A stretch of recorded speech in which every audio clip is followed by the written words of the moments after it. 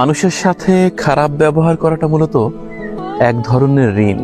অর্থাৎ আপনি কারো সাথে খুব খারাপ আচরণ করলেন, সত্যি আপনি ঋণী হয়ে রইলেন। এই ঋণ আপনি পরিশোধ করুন বা না করুন, অর্থাৎ আপনি প্রায়শ্চিত্ত করেন বা না করেন, প্রকৃতি ঠিকই আপনাকে ঋণী করে রাখবে। এই ঋণ পরিশোধ একভাবে না একভাবে আপনাকে করতেই হবে। আপনি চাইলেই গাঢ় জোরে, ক্ষমতার জোরে, অর্থের জোরে কারো সাথে খুব খারাপ ব্যবহার করতেই পারেন, কিন্তু এটি ভয়ানক এক ধরনের ঋণ। এই ঋণ পরিশোধ করতে হয় মাঝে মাঝে নিজের জীবন দিয়ে, নিজের কাছের মানুষের জীবন দিয়ে, কিংবা পরবর্তী প্রজন্মের উপর দিয়ে। মানে আমি বলছি ন্যাচারাল পানিশমেন্টের কথা। খারাপ ব্যবহার করলেন, সেই মানুষটি আপনাকে হয়তোবা চিৎকার করে অভিশাপ করলো না, কিন্তু কোথাও না কোথাও এই যে দীর্ঘশ্বাস, এইটি আপনাকে যন্ত্রণা দিবে, এইটির কৈফিয়ত আপনাকে দিতেই হবে।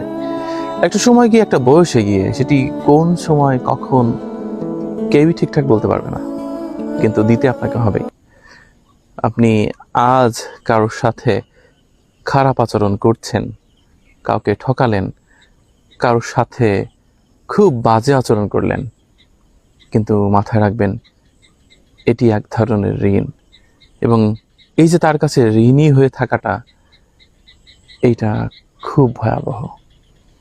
আমরা প্রায় দেখি যে খুব কাছের মানুষের বড় কোনো ক্ষতির বিনিময়ে সেই ঋণটি মাঝে মাঝে পরিশোধ করতে হয়।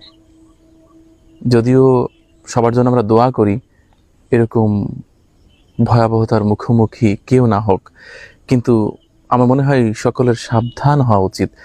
কারোর সাথে খারাপ আচরণ করার আগে একটু হলেও মাথায় রাখা, এটি বড় অঙ্কের ঋণ। এই ঋণ আপনাকে পরিশোধ করতেই হবে, যখন হোক তখন করতে হবে, যে বয়সেই হোক করতে আপনাকে হবেই। এমন না যে করতে হলো না, করতে হয়।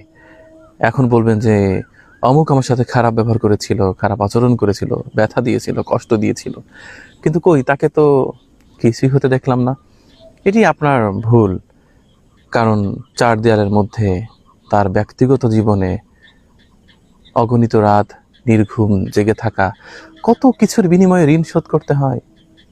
আপনি তো আর তার সব খবর রাখেন না, বা জানেন না, বা বুঝতেও পারবেন না।